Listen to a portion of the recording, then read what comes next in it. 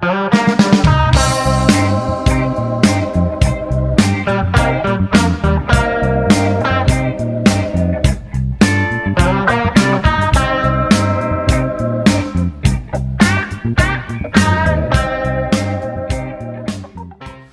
everybody, Dean Giles here, and thanks for watching this video on drum gear for the beginning drum student.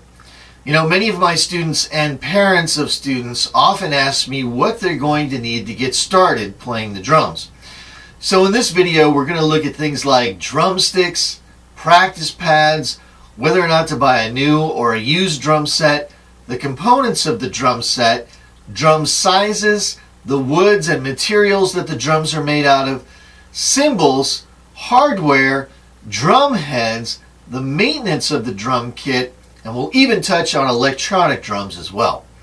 So we have a lot of stuff to cover. Let's get started.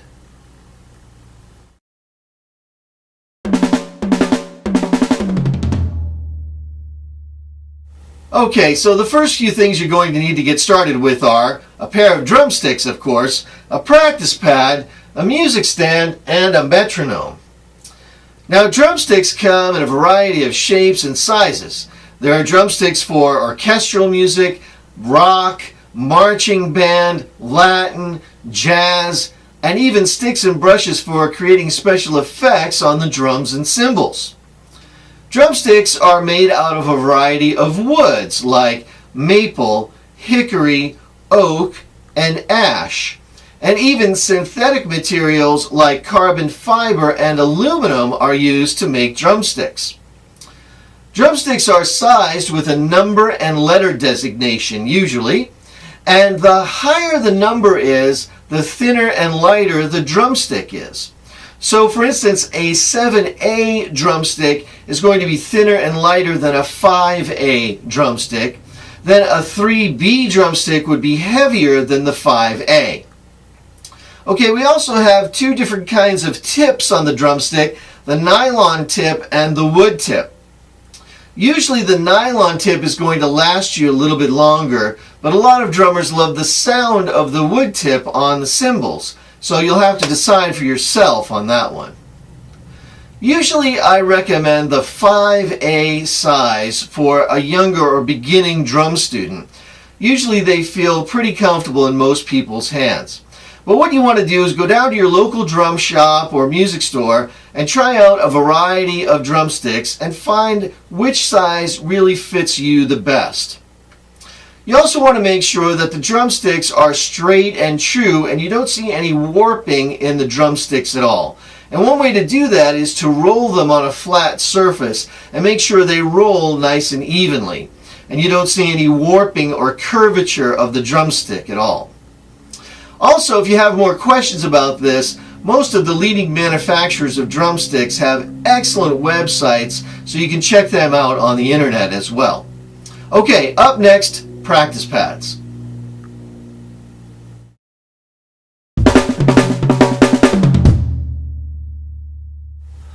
I have several practice pads here to show you and some tips on selecting the right one for you. Now this practice pad here is one of my favorite ones because it's so portable. It has a curved feature underneath the pad which fits right on your leg. The strap goes around the other side, click it in, and you're ready to practice. Now one of the things I look for in a practice pad is of course the surface of the pad. You want to make sure you have a nice feel on the pad when you're practicing on it. Make sure the pad isn't too hard rubber or hard plastic where you don't get a nice rebound off the pad. Okay, over here this practice pad is mounted on a stand and it's great because I can raise or lower the height of the practice pad. The stand also has a tilter underneath so I can move the practice pad at any angle that I like. Also, this practice pad will remove from the stand and you could place it on a drum or a table or any other surface. This practice pad over here is on this tom-tom and it comes in a kit that fits all the drums and cymbals in your drum set. It's great for practicing on your drums. Keep the volume of your drums down a little bit. Again, make sure you're looking for a practice pad that is kind of foamy or spongy, not too hard plastic or hard rubber. You want to make sure you get a nice feel and rebound of the stick when you're practicing. Okay, up next, let's look at all the components of the drum set.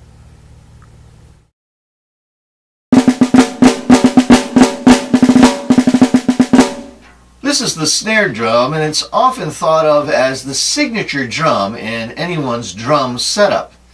It's called the snare drum because of these wires on the bottom of the drum. These are called the snares or snare wires, and it's what gives this drum its unique sound. The snare drum sounds like a marching drum. On the side of the drum, we have something called a strainer or throw-off. This enables us to release the tension of the snares on the bottom head. When we do this, by flipping the lever down, we get the drum to sound like a tom-tom or another drum. We also have a fine-tune adjustment here, which allows us to get just the right amount of tension on the snares that we like. The bottom head of the snare drum is usually quite thin, so we want to avoid any kind of damage to the bottom head. That's why I always place the snare drum on its side when I'm placing it down on the floor, or even on its face, to avoid any kind of damage to the snares or the bottom thin snare drum head. The snare drum also has its own snare drum stand, and we'll talk a little bit more about the snare drum stand in the hardware section of this video.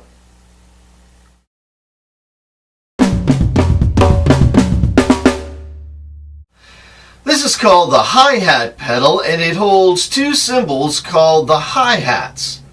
It's operated by this foot pedal at the bottom, which moves this center rod up here at the top. Now, originally this device was called the lowboy or sock cymbal because the cymbals were held down by the foot. The bottom cymbal slips over the center rod and sits loosely on the felt.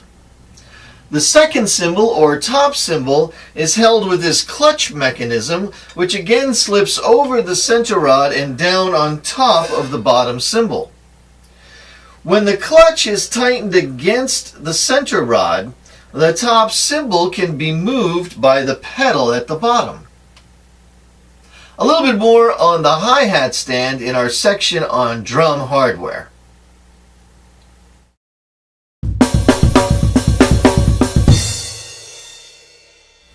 The bass drum is usually the largest and lowest pitched drum in the drum set.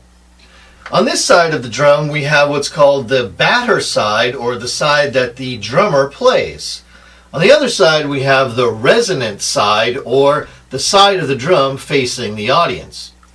You can see the bass drum pedal mounted down here on the bass drum hoop. The drummer plays the bass drum pedal by pushing down on this footboard with his or her foot. We also have two bass drum spurs, one on each side of the front of the drum. These keep the drum from sliding forward when it's played, and also keep the front of the drum up off of the ground. On top of the drum, we have the acceptor plate for the tom-tom mount. More about the tom-tom mount in our section on hardware.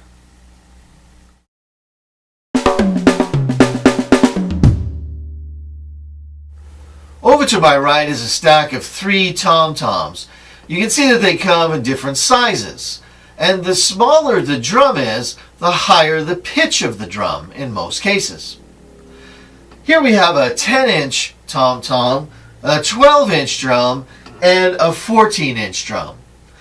Now the drums are measured across the top of the drum, and this is a 10-inch tom across the drum this way. And they're also measured in the depth of the drum. And this is very important when selecting drums for a beginning drum student. You want to make sure that you buy drums where the tom-toms that will be mounted on the bass drum are not too deep.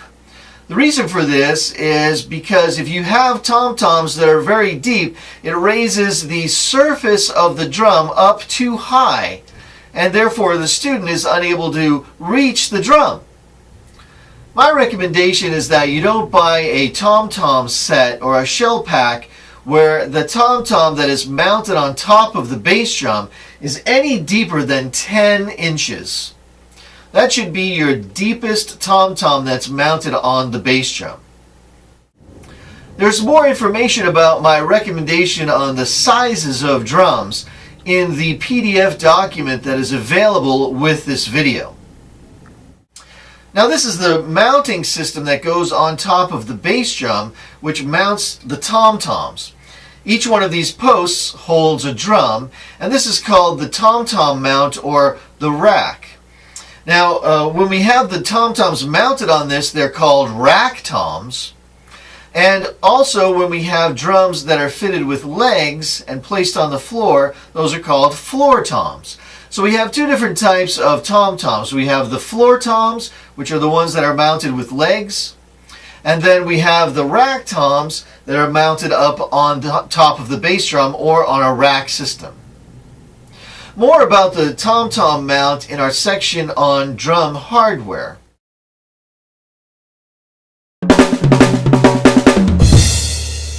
In this segment of the video, we're going to be talking about the cymbals that we use in drumming.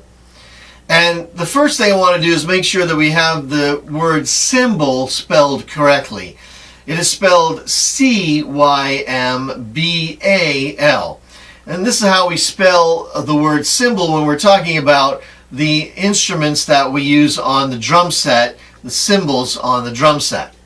Okay, this cymbal here is called a crash cymbal. It's from the crash family, if you will, of cymbals. And usually we use crash cymbals when we're playing a flourish on the drum set. So we play a steady beat or a pulse. And then if we want to play an accent pattern or transitional pattern into the next section of the song, we play something maybe out onto the other drums. And at the end of that, we're going to have a big accent with the crash cymbal at the end. So there's all different sizes of crash cymbals and weights and just a huge variety of different sounds that you can get with the cymbals. This one happens to be a 17-inch crash cymbal. And a lot of times people think that cymbals are made out of brass. And let me just say that there are cymbals that are made out of brass, but usually they're for the very beginner drummers out there. They'll come with the beginner drum sets. And you'll notice that the brass is a very pliable, soft metal, something you can bend pretty easily even with your hand. And you can imagine hitting that with a stick over and over. Well, it's just going to be all misshapen and all bent out of shape, if you will, with only really, a few hits with a stick.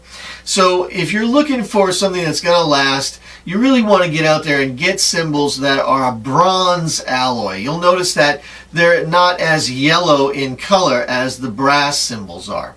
So this cymbal here and the Proline cymbals are usually a bronze alloy, a B20 or an 8020 bronze alloy that has traces of silver, tin, and copper in it. And you can tell because a little more flexibility in the cymbal, and it will snap back to its original shape. And also it's stronger, sturdier cymbal than something that would be made out of a softer metal like brass. Okay, let's look at the different sections of the cymbal. We have the bell in the middle with the center hole, of course, in the middle, which is where the pipe from the cymbal stand is going to come up through when we mount it onto a cymbal stand. And then we have the bow or the body of the cymbal here and the edge. Okay, you can see that this cymbal has actually been what's called lathed. It's been put on a lathe, and then a knife has been used to create the sound grooves in the cymbal. And this is just a way of creating a certain sound of the cymbal. You'll see lots of cymbals that look very similar to this out there with those sound grooves in it. So the crash cymbal. Let's take a look here at a ride cymbal. This is probably the second most used, or maybe even the most used cymbal in the drum set, the ride cymbal. And here you can see that this cymbal has not been lathed. Again, it's just to create a different sound. And the bell of the cymbal is quite large here. That's usually due to the fact that on the ride cymbal we'll play more on the bell than we will a lot of times on the crash cymbal. But you can buy different ride cymbals with different size bells. You can have a real small bell, you can have a very large bell, or anything really in between. They create all different sizes and shapes of cymbals. This is a 20-inch Jack DeJohnette Signature Series ride from Sabian. It's really one of my favorite ride cymbals. It's very hard for me to almost play without this cymbal because it's such an important part of my sound. When I reach up there to play on the ride cymbal, I'm expecting to hear a certain thing, and I've gotten so used to this cymbal that it's hard for me to almost use any other kind of a ride cymbal. So calling this the ride cymbal, I just want to talk about that a little bit more. And the reason why it's called the ride is because we tend to play more sustained, repetitive beats on the cymbal. So it'd be something where we're playing constantly on the cymbal like this, within a beat, okay? Whereas the crash cymbal is used as more of an accent along the way. Okay, so the ride cymbal, and I want to talk a little more about the profile of the cymbal here. And you'll notice that it has a bit of a curve as it goes from the base of the bell out to the edge of the cymbal. And the more curve that you're going to have in the cymbal, usually the more tension in the metal, and therefore the pitch of the cymbal will be up a little bit higher. It's very similar to tuning a guitar. The more tension that you put in that guitar string, the higher the pitch of the string. So the same thing kind of with the metal of the cymbal here. When you're putting more tension into the metal by placing it into more of a curved state, you're going to have a higher pitched cymbal, and usually cymbals that are flatter profile are going to be lower in pitch. Okay, so we have the crash cymbal, the ride cymbal, and then the other set of cymbals, the hi-hat cymbals, or the hi-hats. And these come in pairs usually, or you could buy them separately if you want to buy a bottom hi-hat and then a top hi-hat. You can do it that way. And usually the bottom hi-hat is going to be a lot heavier than the top cymbal. And that's how you can usually tell that it's the bottom one. Also, too, most companies will print right on the cymbal that this is the bottom one, this is the top one. But, hey, you know, if you want to flip them around the other way, you know, and change your sound up and do something unique or different that way, well, you know, have at it.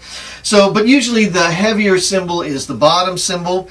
And then the top cymbal, you know, would mount onto the hi-hat stand this way, and they'd be played this way on the hi-hat stand.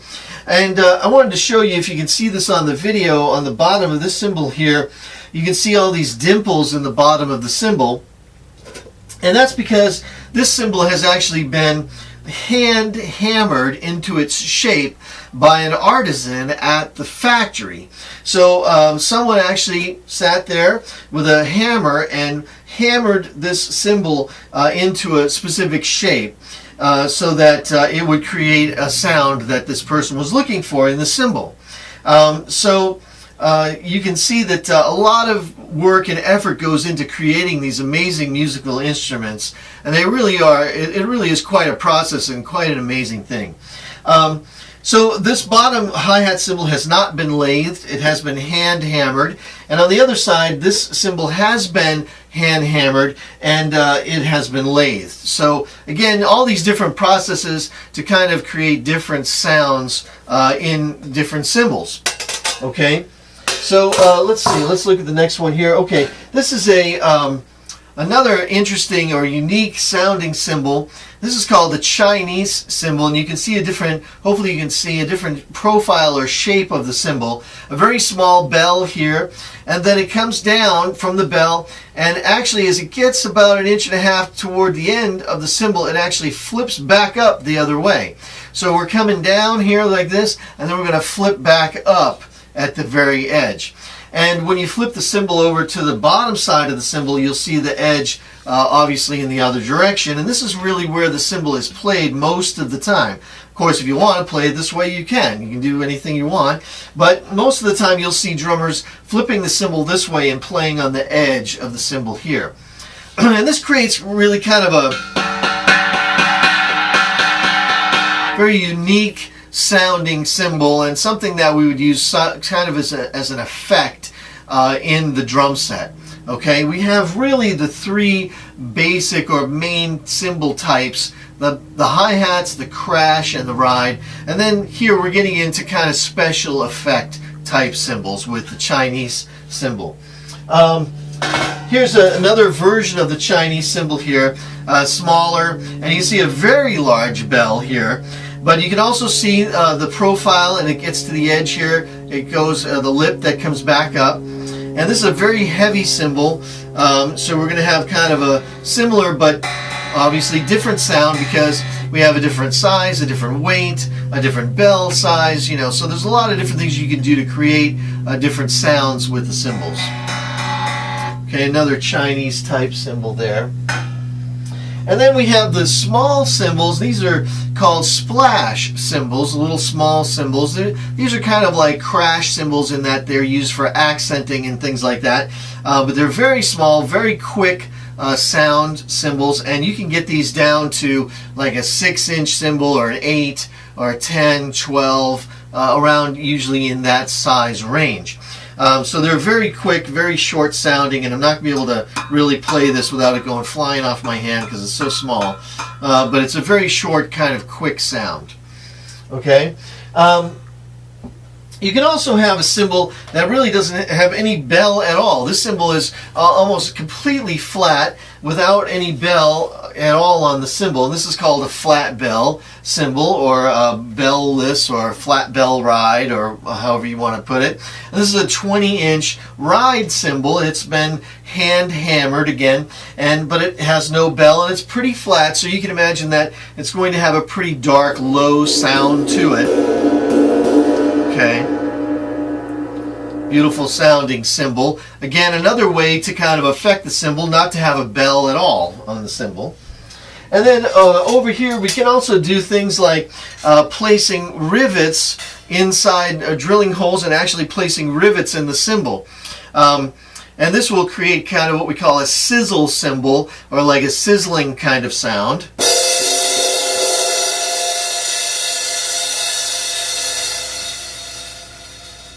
You notice how that kind of lasts over a longer period of time with the rivets kind of sizzling in there. Almost sounds like something cooking in a frying pan there. Cool. So there's quite a variety of cymbals there, and you know, you want to go out and check out a lot of different kinds of cymbals at your local drum shop or music store and find the ones that sound good to you.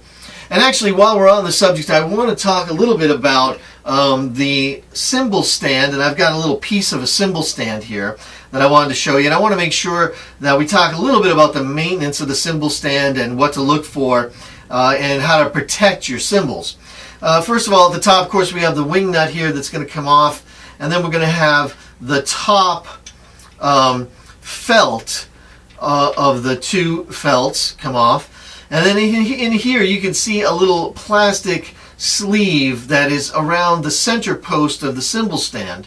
And this is to help protect the cymbal from rubbing into the metal of the cymbal stand.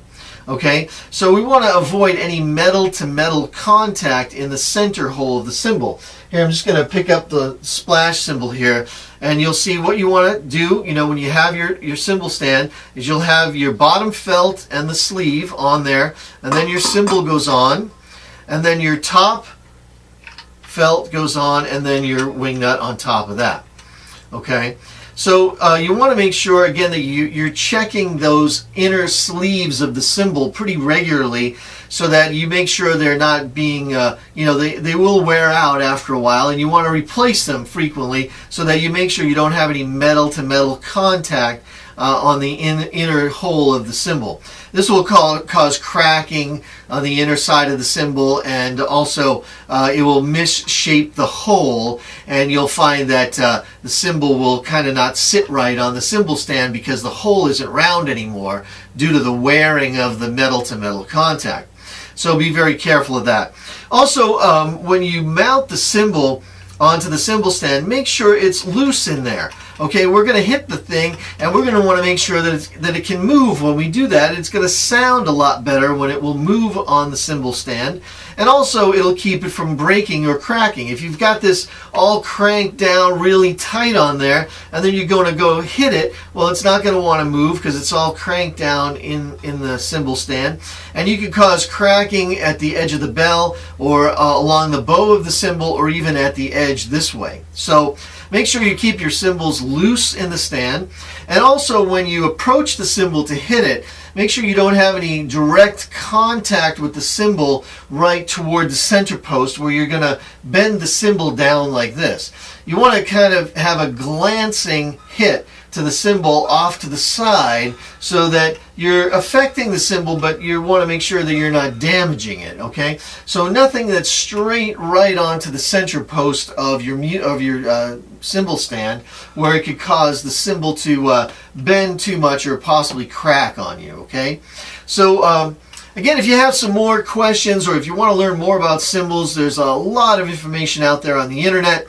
All the leading manufacturers of cymbals have awesome websites, and there's great videos out there for factory tours, and they show you a lot more about the process of making these amazing musical instruments. So go out and check that out on the internet, and go to your local music store and try out a whole bunch of different great sounding cymbals that are out there for you to enjoy.